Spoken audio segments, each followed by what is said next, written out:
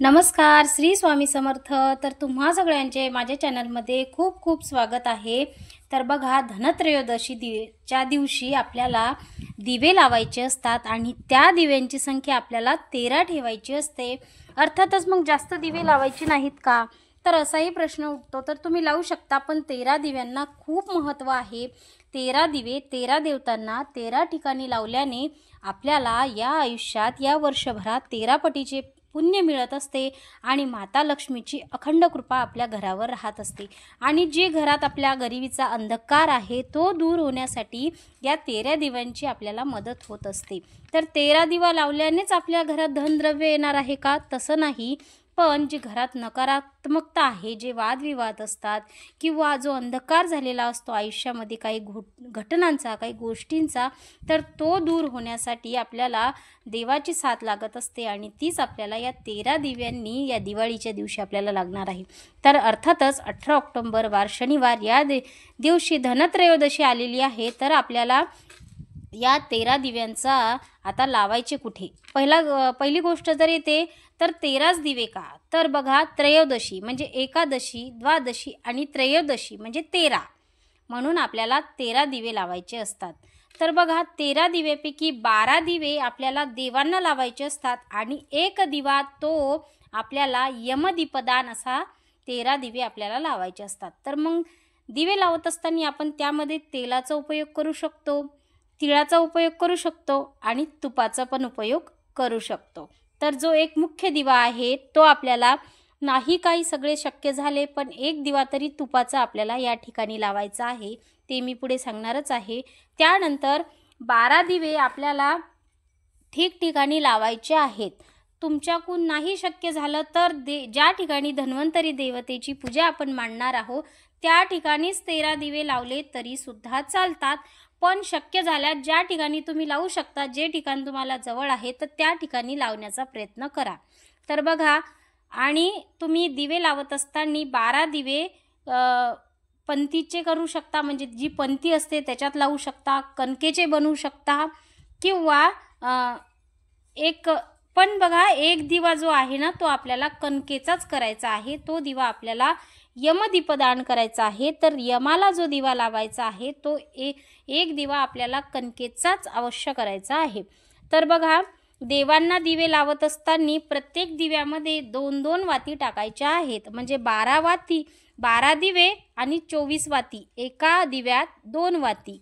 आणि जो 13वा दिवा आहे यमाचा दिवा, त्यामध्ये आपल्याला एकच वात टाकायची आहे, त्यामध्ये 2 वाती टाकायच्या नाही आहेत।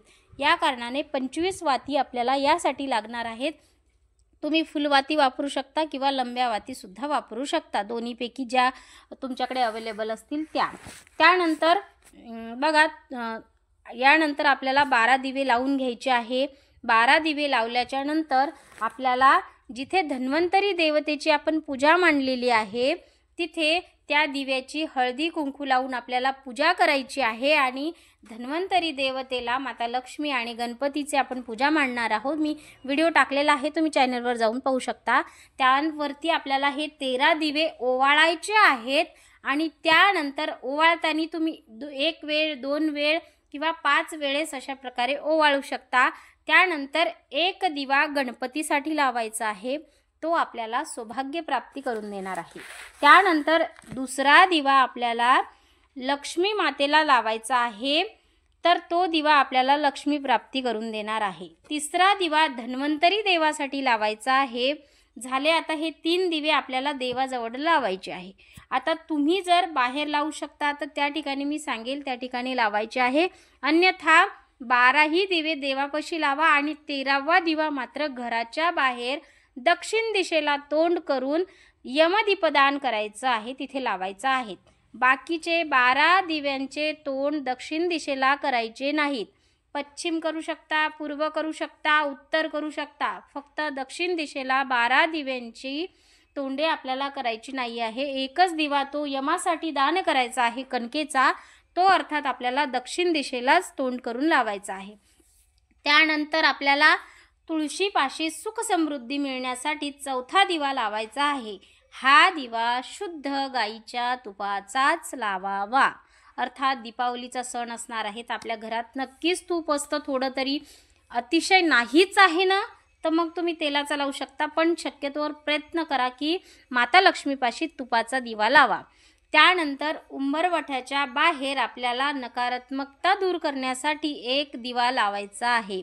तो झाला आपला 5वा दिवा. 6वा दिवा पिंपळ वृक्षाला पूर्व दिशेला उत्तर दिशेला तोंड करून लावा. दक्षिण दिशेला तोंड करून पिंपळाच्या झाडाखाली दिवा लावायचा नाही या दिवशी.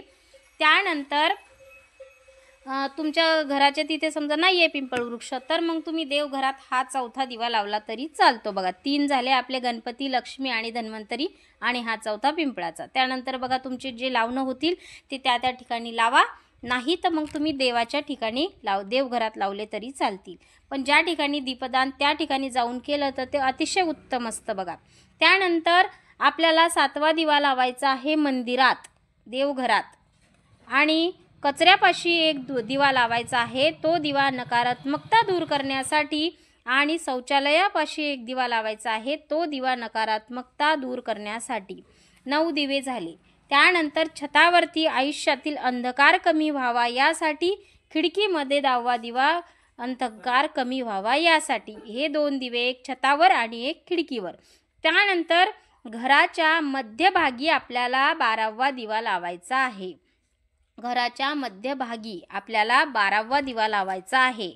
तर बघा, गणपती, लक्ष्मी माता, कुबेर महाराज, तुळशी माता, त्यानंतर उंबरवठ्याच्या बाहेर, पिंपळ वृक्षाला, त्यानंतर एक मंदिरात, कचऱ्यापाशी, एक शौचालयामध्ये, एक छतावर, त्यानंतर एक खिडकीत आणि एक घराच्या मध्यभागी, असे 12 दिवे लावायचे आहे. आणि एक 13वा दिवा जो उरला तो आपल्याला कणकेचाच करायचा आहे. दिवा करत असताना त्यामध्ये चिमूटभर हळद आपल्याला टाकायची आहे. मी त्याचा यमदीप दातून करताना आपल्याकडून काय प्रकारच्या चुका होतात त्या पद्धतीचा व्हिडिओसुद्धा मी बनवलेला आहे, तुम्ही आपल्या चॅनलवरती जाऊन पाहू शकता बघा. त्यानंतर तो कणकेचा दिवा करायचा आहे. त्यामध्ये वात टाकताना एकच वात टाकायची आहे. त्याचं तोंड दक्षिण दिशेला करायचं आहे. बाकीच्या दिव्याची तोंड दक्षिण दिशेला करायची नाही आहेत. पूर्व दिशा करू शकता, पश्चिम दिशा करू शकता, त्यानंतर उत्तर दिशेला सुद्धा तुम्ही दिव्याची तोंड करू शकता. त्यानंतर आपल्याला तुळशीला तुपाचाच दिवा लावायचा आहे. शक्यतोवर प्रयत्नच करा, तूप राहतेच, गावरान गाईचं तूप मिळालं तर अतिशय उत्तम. तर या पद्धतीने आपल्याला 13 दिवे तयार करून ठेवायचे आहे. आणि सायंकाळी दिवे लागण्याच्या टाईमला आपल्याला या दिव्याची पूजा वगैरे करून आपल्याला दिवे लावायचे आहेत. त्यानंतर मातीचे पंती जर तुम्ही घेत असाल तर त्यांना पाण्यामध्ये अगोदर डीप करून ठेवा, जेणेकरून आपण जेव्हा तेल टाकतो तर तो दिवा ते तेल शोषून घेतं. त्याकरिता आपल्याला पंती, जर आपण मातीचे दिवे घेतले तर ते आपल्याला अर्ध्या तास किंवा 1 तास अगोदर पाण्यामध्ये डीप करून ठेवायचे असतात. त्यानंतर ते बाहेर काढायचे, सुकवायचे, स्वच्छ होतात ते. त्यानंतर त्याला हळदी कुंकू लावायचं, अक्षदा वाहायच्या, त्यामध्ये वाटी टाकायच्या. देवाच्या दिव्यांना 2-2 वाती टाकायच्या. अर्थातच यमदीपदान जे करणार आहोत त्यामध्ये एकच वाट टाकायची. या पद्धतीने आपण जर दिवे लावले तर अर्थातच आपल्या घरात माता लक्ष्मीचा अखंड वास होणार आहे. वर्षभराकरिता तरी का होईना, पण आपल्याला या गरिबीतून थोडासा का होईना पण दिलासा नक्कीच आवर्जून मिळणार आहे. आयुष्यातील जो काही अंधकार चालू असतील, जे काही डिप्रेशन, टेन्शन चालू असेल, त्यातून अर्थातच आपल्याला कुठेतरी मार्ग मिळणार आहे. तो अंधकार आपल्या जीवनातला कमी होणार आहे या 13 दिव्यांनी.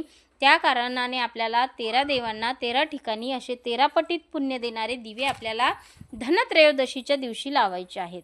तर अशा पद्धतीची होती आजची माहिती. तुम्हाला जर माझे चॅनलची माहिती आवडत असतील तर चॅनलला लाईक, शेअर, सबस्क्राईब करायला मात्र विसरू नका. पुन्हा भेटूया एका अशाच नवीन माहितीसोबत. तोपर्यंत श्री स्वामी समर्थ.